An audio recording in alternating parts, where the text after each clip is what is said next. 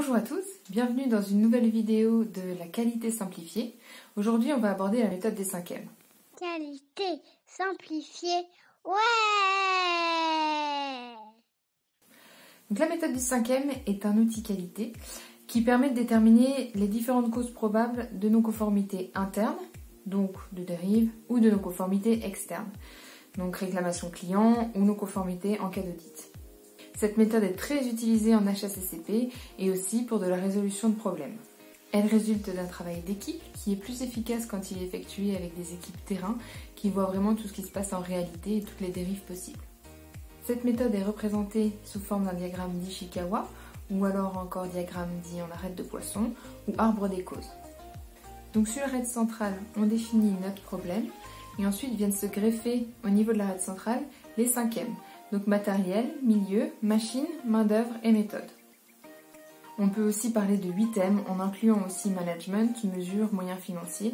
Mais pour moi, le management rentre dans la main-d'œuvre et la mesure dans la méthode, les moyens financiers dans le matériel. Donc l'un dans l'autre, les 5M sont quand même assez complets. Donc dans le M matière, on va entendre tout ce qui est matière première, conformité de la matière première à réception, conditionnement et produits d'entretien. Au niveau machine matérielle, on va prendre en compte l'équipement lui-même, la maintenance préventive, l'usure.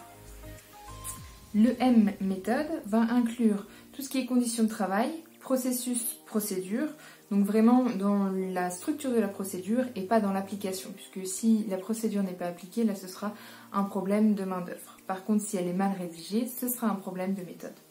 Au niveau main-d'œuvre, on va prendre en compte la compétence des équipes, la formation, est-ce que mes équipes sont correctement formées, est-ce qu'elles respectent les consignes, et enfin les effectifs. Est-ce que les effectifs sont suffisants pour faire la totalité des contrôles qui leur est demandé.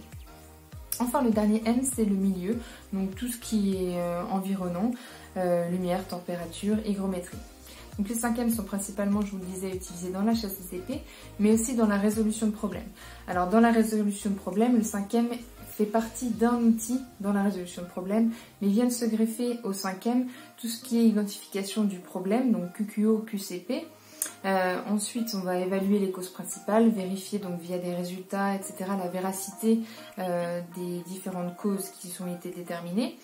Ensuite, on va coupler aux 5 pourquoi chaque cause afin de déterminer les causes racines et mettre en place le plan d'action sur chaque cause racine en faisant ce qu'on appelle un PDCA. Donc ça fera l'objet d'une vidéo ultérieure vraiment sur la résolution de problèmes et on verra séparément les différents outils. Donc je vous dis à bientôt pour une nouvelle vidéo de la qualité simplifiée.